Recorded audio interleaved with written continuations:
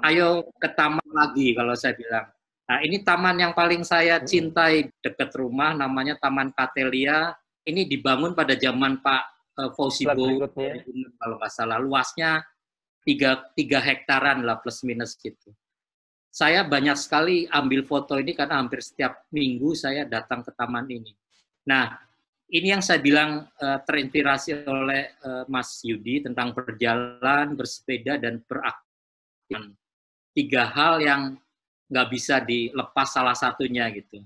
Nah, kalau kita lihat ke Taman Katelia itu sekitar 2 kilo. Kemudian ke Monas itu hampir sekitar 5 kilo. Ke 4 kiloan ya. Jadi jangkauan itu sebenarnya cukup menyenangkan. Tapi saya tahu tidak semua dari kita bisa mendapatkan privilege seperti mungkin yang saya dapatkan. Saya tinggal muter aja tiap minggu ganti, tapi tetap taman paling favorit saya adalah Taman Kota Katelia. Ya, ini foto-foto yang jauh saya ambil sebelum ada corona gitu, di Jakarta Barat gitu, di Slipi, seberang Taman Anggrek, sebelahnya jalan tol yang ramenya minta ampun gitu. Foto pagi, siang, ini juga taman ini menurut saya sangat menyenangkan, itu berubah.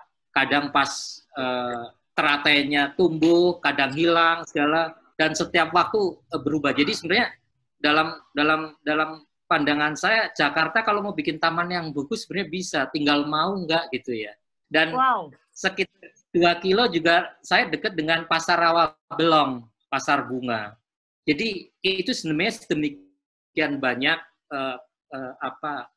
situs yang sudah ada, tapi sampai sekarang itu semua seperti lepas-lepas gitu loh.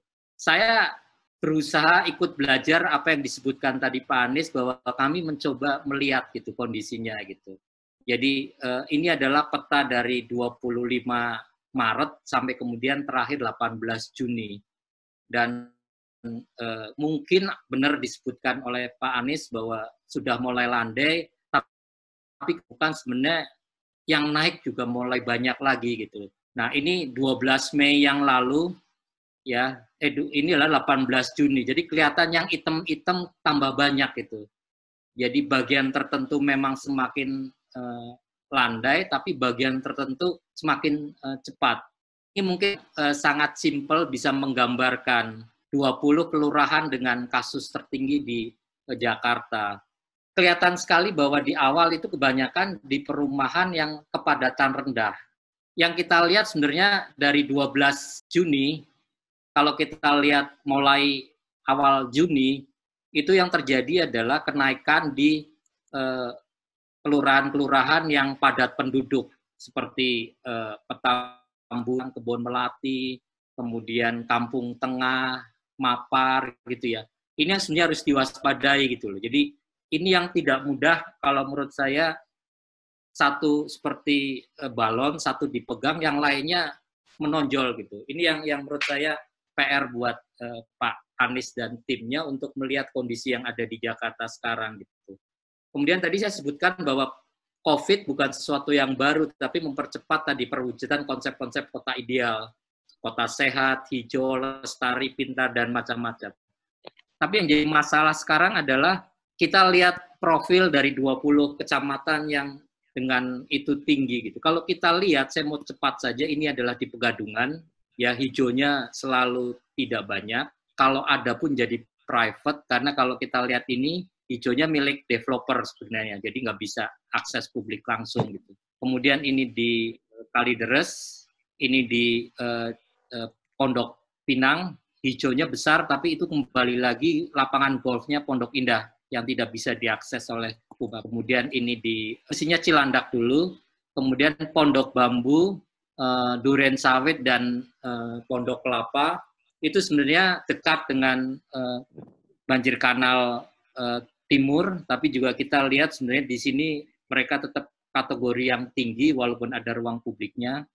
Kemudian Kelapa Gading Barat dan Kelapa Gading Timur, kalau kita lihat, kembali lagi hijau kota yang kita bayangkan mudah. Tadi Mas Yudi mengatakan sebaiknya warga pergi ke taman yang dekat dengan rumahnya. Tapi kondisi real di kelurahan kita tuh nggak banyak kelurahan yang punya taman dan kelurahan yang seperti mungkin tempat tinggal saya gitu ya.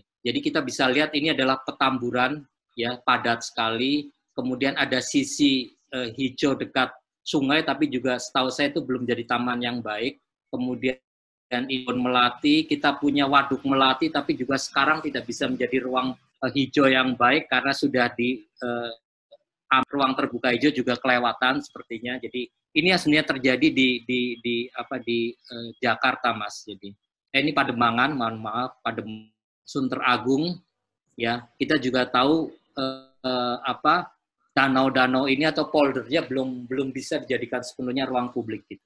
Ini Palmerah dan kemudian Kebon Jeruk, ini tidak sangat terbatas ruang terbuka hijaunya, ya. Dan ini yang paling cepat sekarang adalah penjaringan. Penjaringan juga kita lihat sebenarnya dekat sekali dengan Waduk Pluit, tapi sisi yang penjaringannya sampai sekarang masih menjadi tempat tinggal warga yang padat gitu. Ini kemudian Mapar, jadi bisa dibayangkan tadi ideal kita semua orang jalan-jalan, ini Keramat, jalan-jalan ke taman, tapi tamannya nggak ada gitu loh. Ini yang jadi PR besar buat teman-teman di Pemprov. Kemudian sepeda naik cepat sekali, tapi pada saat kita naik sepeda, ternyata kita menghadapi jalanan kita bukan jalanan yang ramah gitu. Jalan kita penuh dengan motor dan mobil yang masih belum. Sehingga menurut saya gagasan awal di level mezonya Mas Yudi, di samping tadi mengaktifkan taman-taman, adalah mulai pemerintah kota itu, pemerintah provinsi itu membuat jejaring dan integrasi antara trotoar, jalur sepeda, taman, dan fasilitas publik semakin hari semakin menghindari sementara dulu angkutan umum, dan kemudian sepeda menjadi alternatif yang diharapkan. Nah ini dot atau hijau, titik hijau di dekat rumah saya yang sebenarnya kalau itu diaktifkan kemudian diintegrasikan dalam jejaring ini, orang punya bayangan bahwa taman dia nggak cuma satu, tapi taman dia adalah segitu banyak integrasi fasilitas publik yang ada atau ruang. Saya kira itu Mas Yudi.